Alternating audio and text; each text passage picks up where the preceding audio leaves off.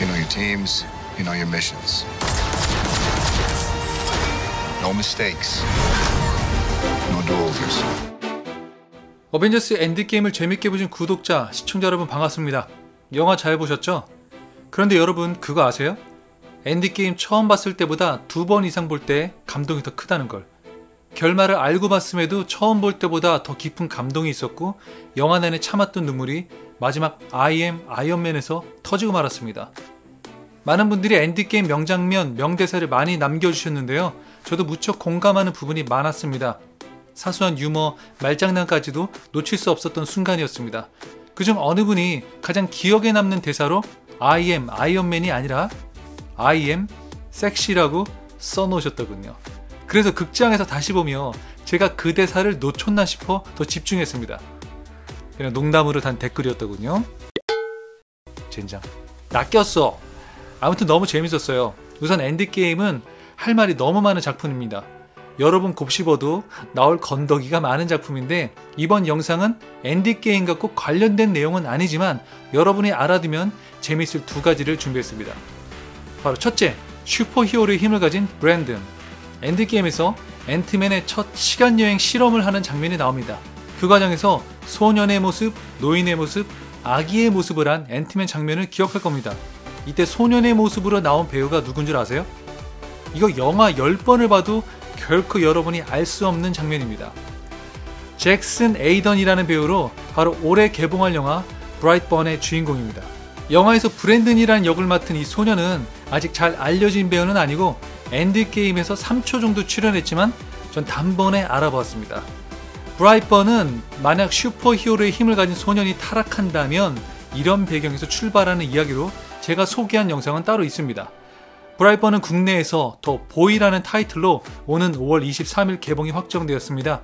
이 영화가 기대되는 이유는 일단 가디언즈 오브 갤럭시 제작진이 작정하고 만든 슈퍼히어로 호러 영화이기 때문입니다. 엔드게임에서 타노스 같은 베테랑 전사가 아닌 전쟁 자체를 전혀 모르는 타노스 이상의 힘을 가진 소년.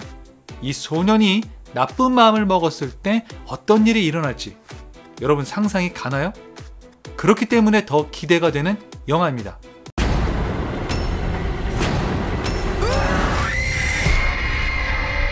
I want an enhanced.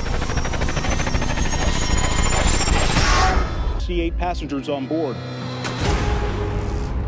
Whatever you've done, I know there is good inside you.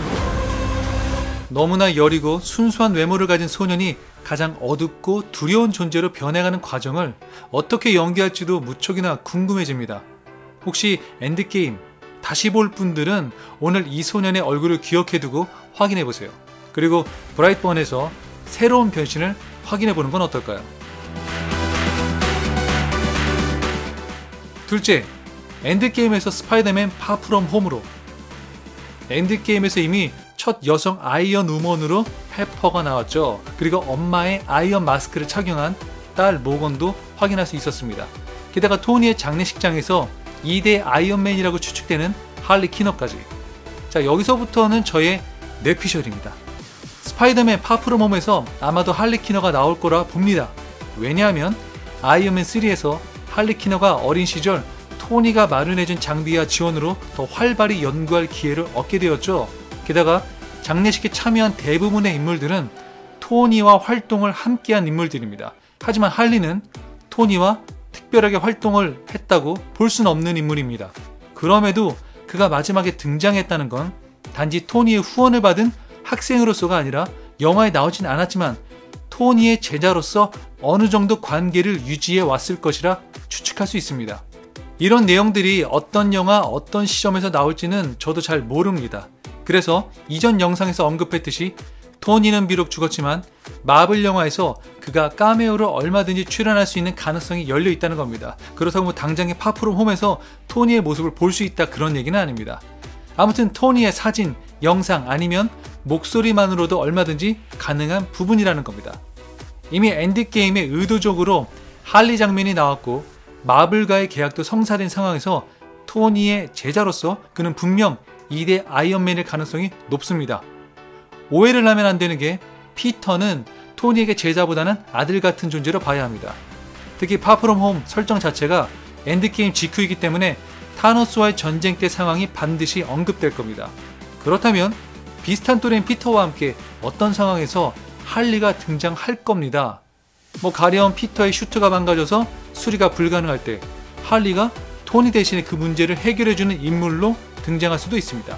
아니면 피터가 어떤 위기에 처했을 때 아이언맨 슈트를 착용하고 등장해서 도움을 줄 수도 있고, 어쨌든 상당히 흥미로운 전개들이 파프롬 홈에서 떡밥으로 나올 수 있다는 겁니다. 이미 케빈 파이기를 통해서도 엔드게임의 마무리는 파프롬 홈이 될 것이라 인터뷰도 있었고, 지금까지 모든 마블 영화들이 개봉할 영화들과 연결 고리를 갖고 있다는 점에서도 엔드게임에서 할리 퀴너의 등장은 단순하게 볼 수 없습니다. 사실상 토니의 죽음으로 아이언맨에 대한 그리움이 팬들 사이에서도 적지 않을 텐데요.